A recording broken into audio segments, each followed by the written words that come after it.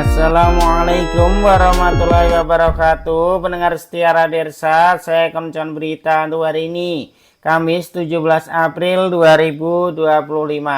Sari berita penting. Bakal ada 3 tersangka baru kasus korupsi DAK Dinas Pendidikan Provinsi Jambi. Berita kedua, penemuan tanda warga Kumun yang hilang. Berita ketiga, warga 50 kota tewas tertimpa pohon yang ditebangnya. Berita selengkapnya. Penyidik Subdit Tipikor di Treskrimsus Polda Jambi masih terus mengembangkan penyidikan kasus korupsi dana alokasi khusus DAK Sekolah Menengah Kejuruan SMK Dinas Pendidikan Distrik Provinsi Jambi tahun anggaran 2021.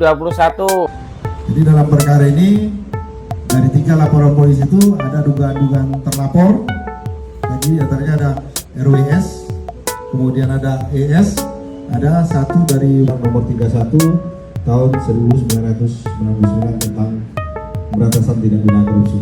Di mana 1 tahun dan paling tinggi 5 tahun dan dengan denda paling banyak 1 miliar rupiah.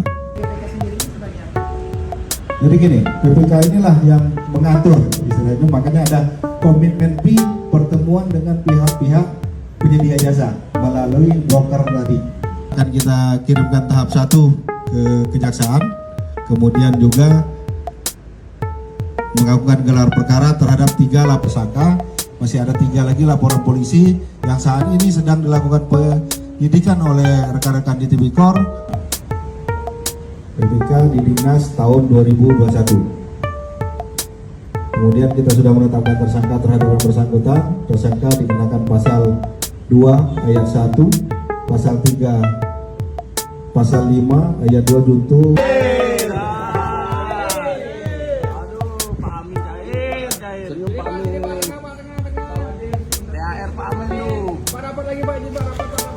Sejauh ini penyidik baru menetapkan ZH selaku mantan pejabat pembuat komitmen PPK Disdik Jambi sebagai tersangka dalam kasus korupsi DAK di Distrik Provinsi Jambi itu.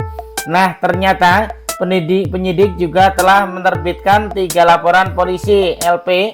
Hal ini disampaikan Wadireskrimsus Polda Jambi AKBP Taufik Nurmaydia Selasa 15 April 2025.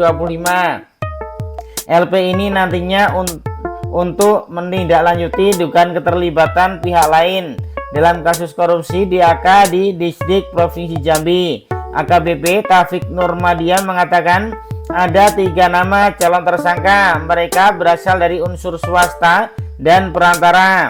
Siapa saja mereka? 3 nama ini adalah RWS selaku broker atau penghubung antara pihak distrik dan penyedia barang jasa dalam kesepakatan fee. Kemudian ES selaku direktur PT TDI dan WS sebagai pemilik PT ILP. AKBP Taufik Nurmaydia menjelaskan bahwa kasus ini terungkap setelah audit komprehensif terhadap pengadaan peralatan praktik untuk Sekolah Menengah Kejuruan SMK dan Sekolah Menengah Atas SMA di Provinsi Jambi.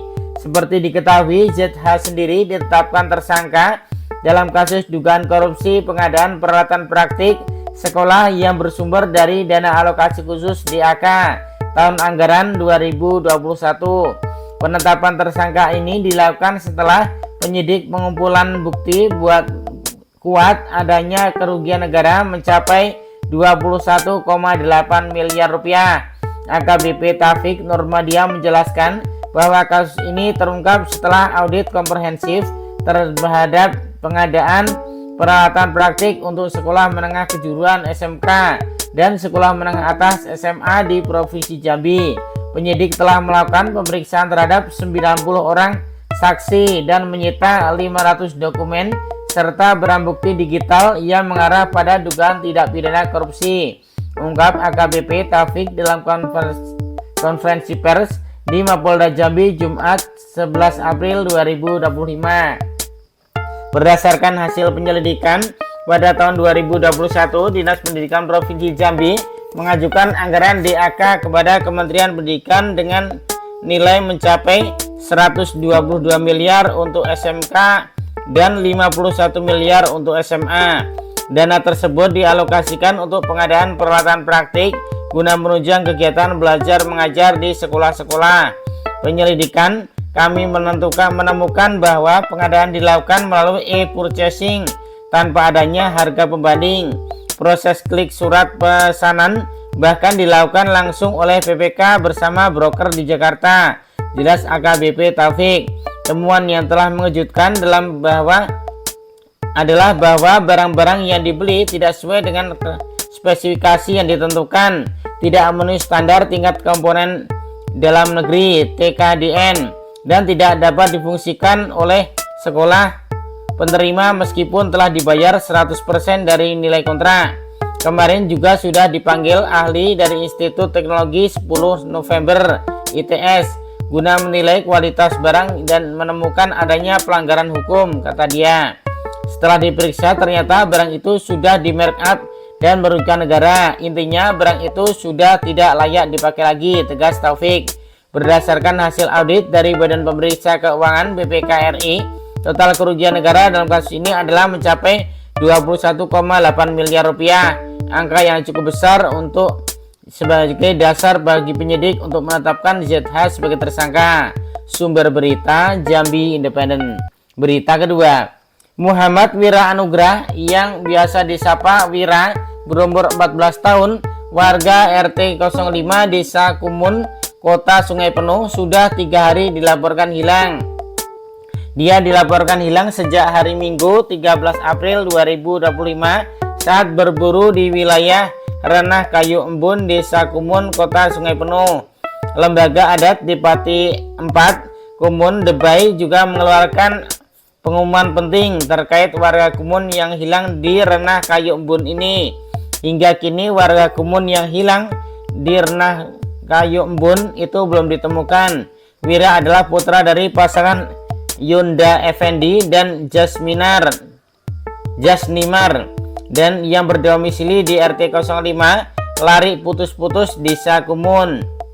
Dalam surat yang ditandatangani oleh Ketua Umum Barnis dan Sekretaris Umum Junaldi, pihak lembaga adat mengacu pada aturan adat pakai yang 50 yang berlaku untuk kasus kehilangan di wilayah adat.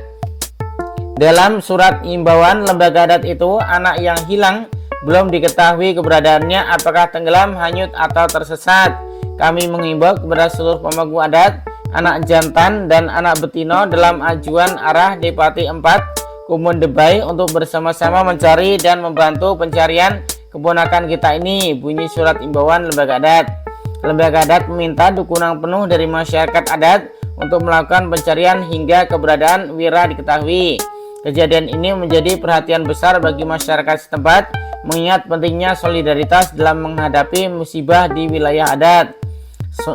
Sony, salah seorang warga Kumun, mengatakan bahwa Wira pergi berburu bersama rekannya beberapa hari lalu. Warga sudah mencari Wira selama 3 hari, namun belum juga ditemukan, katanya. Sementara itu, Humas Basarnas Jambi Lutfi mengatakan pada pencarian hari pertama korban belum ditemukan. Namun lanjutnya tim di lapangan menemukan tanda-tanda ditemukan diduga sarung dan sarung tangan korban sejauh kurang lebih 3 km dari lokasi kejadian. Korban masih belum ditemukan hingga hari ketiga pencarian dan masih terus melakukan upaya pencarian. Cuma ditemukan sarung tangan korban pada hari pertama, katanya. Sumber berita Jambi Independen. Berita ketiga, seorang warga ditimpa pohon yang ditebangnya sendiri di Nagari Situjuah Gadang, Kecamatan Situjuah Limonagari di 50 kota pada hari Selasa 15 April 2025. Wali Nagari Situjuah Gadang, Alvis, mengatakan bahwa korban bernama AN tersebut merupakan orang yang sehari-hari bekerja sebagai penebang kayu dan gergaji mesin. Dengan gergaji mesin, ia mengatakan bahwa korban merupakan warga Nagari Tanjung Haro, Sikabau-Kabau, Padang Panjang, Kecamatan Luak. Hari ini, kata Alvis, korban mendapatkan panggilan untuk menebang pohon di Nagari Situjuah Gadang. Setelah ditimpa pohon, kata Alvis, korban langsung dilarikan oleh warga ke Rumah Sakit Umum Daerah Adenan WD Payakumbuh. Dari rumah sakit, kata Alvis, korban dibawa ke rumah duka di Nagari Tanjung Haro, Sikabau-Kabau, Padang Panjang. Ayu, warga Situjuah Kadam, mengatakan bahwa peristiwa tersebut terjadi menjelang maghrib. Sumber berita, sumber kita. Demikian berita untuk hari ini. Terima kasih atas perhatian Anda. Wassalamualaikum warahmatullahi wabarakatuh.